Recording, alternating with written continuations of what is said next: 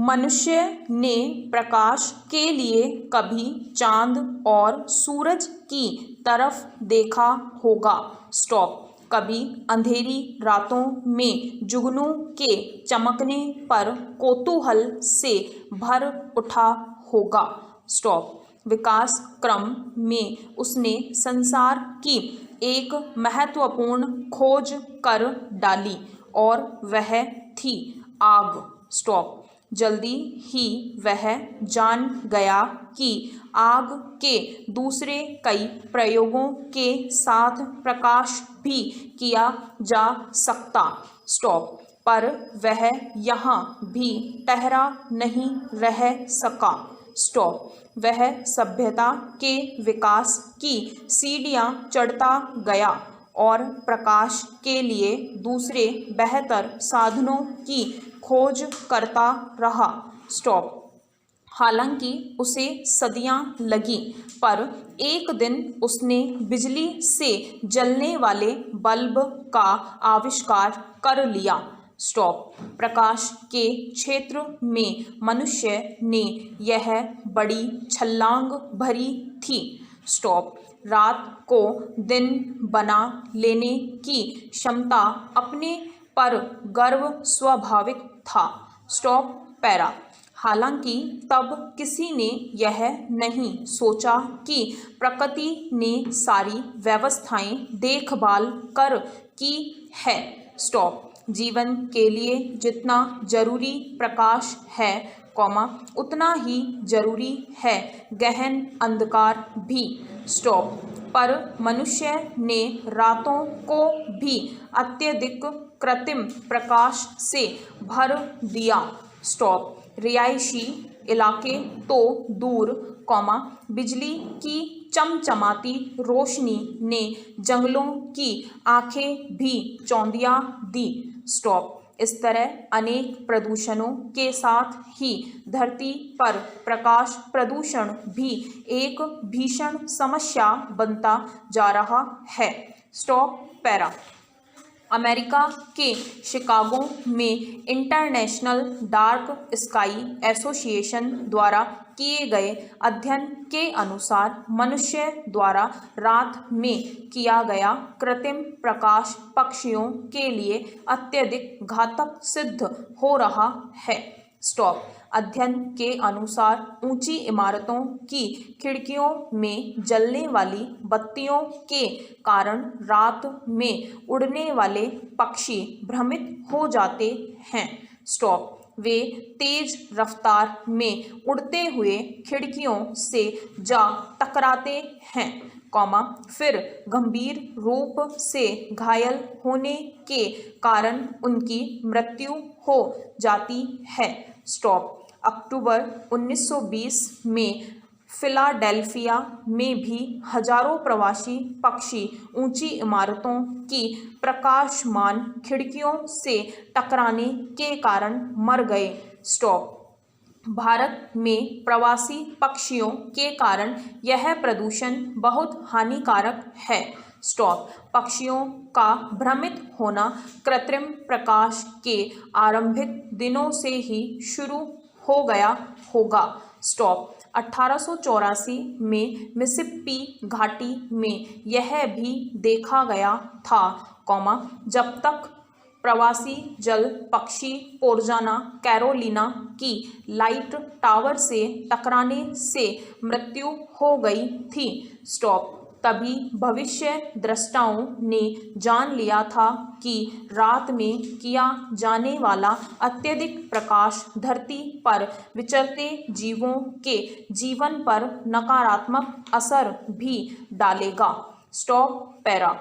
कृत्रिम प्रकाश के अत्यधिक और अनुचित प्रयोग का जब प्रगति और जीवों पर नकारात्मक प्रभाव पड़ने लगता है, तब यह प्रकाश प्रदूषण बन जाता है। स्टॉप। यह नकारात्मक प्रभाव कई तरीके से आ सकता है। स्टॉप। जिस स्थान पर मनुष्य का काम एक अकेली बत्ती से चल सकता है, वहाँ भी वह कई बत्तियां लगाकर चकाचौंध का वातावरण बना दिया जाता है, जिसके कारण जीवों की आंखें चौंधिया जाती है और वे अपनी सामान्य जीवन प्रक्रिया से भटक जाते हैं। Stop para.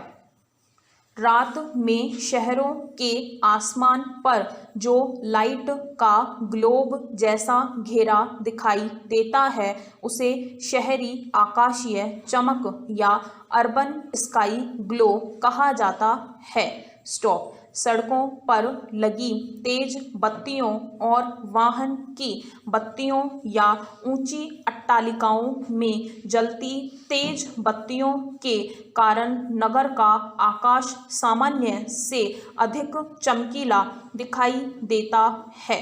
स्टॉप। आकाश पर प्रकाश का एक गुंबद जैसा बन जाता है और आकाश में तारे दिखाई नहीं देते, आकाश गंगाएं भी दिखाई नहीं देती, जिसके कारण अंतरिक्ष संबंधी या खगोलीय खोज और शोध भी बुरी तरह प्रभावित होते हैं। खुले आकाश की दिशा में ऊपर को जलाई जाने वाली लाइट को अपलाइट कहा जाता है। स्टॉप। यह प्रकाश प्रदूषण का सबसे बड़ा कारण होती है। स्टॉप। अपलाइट रात में उड़ने वाले पक्षियों के लिए सबसे अधिक घातक होती है। Stop para. अंधकार और प्रकाश का प्राकृतिक चक्र मनुष्य सहित सभी जीवों की नींद को सामान्य रखता है। अत्यधिक कृत्रिम प्रकाश मनुष्य के मेलाटोनिन हार्मोन के स्राव में कमी लाता है। स्टॉप। यह हार्मोन मनुष्य की नींद में महत्वपूर्ण भूमिका निभाता है। स्टॉप। जब मेलाटोनिन का स्राव कम होता है, तो मनुष्य के सोने जागने की प्रक्रिया बाधित होती है। स्टॉप। अनिद्रा की स्थिति पैदा होती है, जो प्रजनन की सामान्य प्रक्रिया को बाधित करती है। स्टॉप। नींद पूरी न होना और बेसमय आना समय की मनुष्य की कार्य क्षमता को बुरी तरह प्रभावित कर सकता है। स्टॉप। कृत्रिम प्रकाश मनुष्य की सर्केडियन लय या बायोलॉजिकल क्लॉक को भी प्रभावित करता है, जिसके कारण मनुष्य को अवसाद, झुंझुलाहट, बेचैनी, चिंता, चिड़चिड़ाहट और नींद का न आना आदि समस्याएं पैदा होती है। स्टॉप। इससे कैंसर, हृदय रोग, मधुमेह, मोटापा और गैस्ट्रोएंटेराइटिस आदि रोगों का भय उत्पन्न होता है। Stop para. प्रकाश प्रदूषण मनुष्य के साथ साथ पौधों पर भी बुरा असर डालता है। यह पौधों के फोटो पीरियड या दीप्ति काल को नकारात्मक रूप से प्रभावित करता है। स्टॉप। फोटो पीरियड वह अवस्था होती है जब पौधा प्राकृतिक प्रकाश प्राप्त करके पुष्पन की प्रक्रिया पूरी करता है। स्टॉप। इसके लिए उसे दिन और रात यानी प्रकाश और अंधकार का संतुलन चाहिए होता है। स्टॉप। यह रात में खिलने वाले पौधों के परागण में भी बाधा बनता है। Stop para.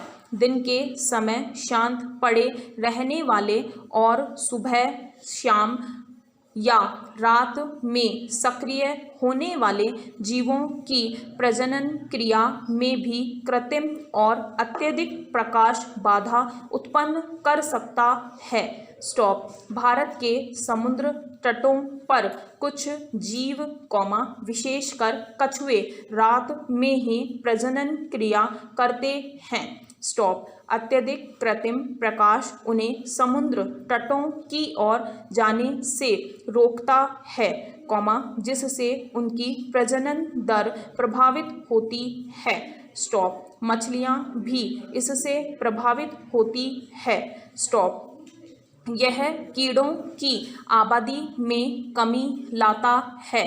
स्टॉप। कीड़े नहीं तो परागण नहीं, जिस पर दुनिया के खाद्य उत्पादन का लगभग 1/3 हिस्सा निर्भर है। स्टॉप। पैरा। आकाश गंगाओं के तारे और चंद्रमा का प्रकाश पशुओं का भी मार्गदर्शन करते हैं, पर अत्यधिक कृत्रिम प्रकाश से पशुओं की देखने की क्षमता प्रभावित हुई है।